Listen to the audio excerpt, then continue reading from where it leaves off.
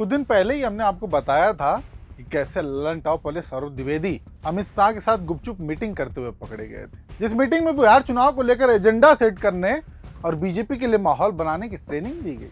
और इस मीटिंग में केवल सौरभ द्विवेदी ही नहीं बल्कि उन्हीं के जैसे वो पत्रकार भी थे जो सरकार से सीधा सवाल करने की हिम्मत नहीं जुटा पाते। कई पत्रकारों की तस्वीरें आई जिसमें से एक शुभांकर मिश्रा भी थे, जिसके बाद लोग सवाल पूछने लगे क्या अब जल्दी शुभांकर मिश्रा भी बीजेपी के लिए दलाली करते हुए देखे जाएंगे। साथ से मीटिंग के कुछ दिन बाद ही खबर आ गई कि शुभांकर मिश्रा ने एनडीटीवी ज्वाइन कर लिया। ऐसे में सवाल उठेगा कि एनडीटीवी ज्वाइन करना और बीजेपी की दलाली करना इसका क्या संबंध है। तो आपको बता दें कि एनडीटीवी अब वो वाला एनडीटीवी नहीं रहा जब रवीश कुमार जैसे पत्रकार सरकार से सीधा सवाल पूछते थे, सरकार की कमियां उजागर करते थे बिना घबराए। उन्हें आजादी रहती थी खबर दिखाने की। लेकिन जब से अडानी ने एनडीटीवी को खरीदा पूरी पिक्चर ही बदल गई। रवीश कुमार के साथ साथ कई पत्रकारों ने एनडीटीवी को छोड़ दिया क्योंकि वो इस सौदेबाजी से बिल्कुल खुश नहीं थे और जानते थे कि अडानी के हाथों में आने के बाद उन पर कैसा दबाव होगा। और वही हो भी रहा है। पहले जहां बीजेपी के प्रवक्ता एनडीटीवी के डिबेट्स में आने से घबराते थे, अब शौक से जाते हैं क्योंकि अब सवाल नहीं सरकार की चरण वंदना की जाती है।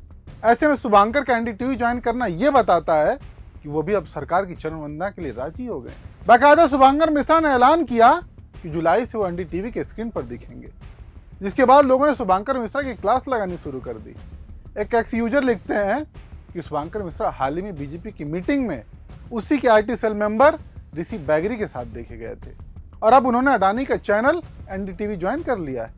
आगे लिखा कि सभी गोदी मीडिया के चेहरे जनता के सामने नहीं आते, लेकिन अच्छी बात यह है कि धीरे धीरे एक एक करके उनकी सच्चाई सामने आ रही है। एक यूजर ने तो यह तक लिख दिया कि गोदी मीडिया के गटर में कूदे शुभांकर मिश्रा, जुलाई से करेंगे एनडीटीवी ज्वाइन। साथ ही ज्यादातर लोगों ने यह सवाल उठाया जब शुभांकर की यूट्यूब वाली दुकान अच्छी चल रही थी तो फिर बीजेपी की दलाली के लिए कैसे राजी हो गए।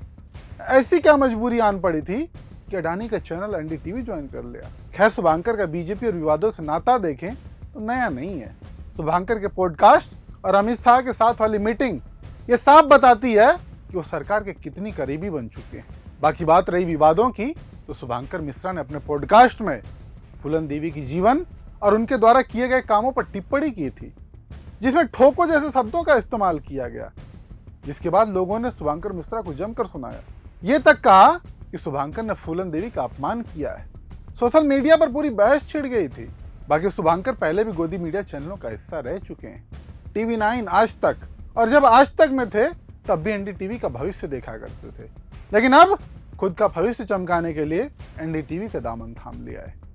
बाकी ये उनका अपना फैसला है, लेकिन चिंता का विषय है पत्रकारिता का गिरता स्तर।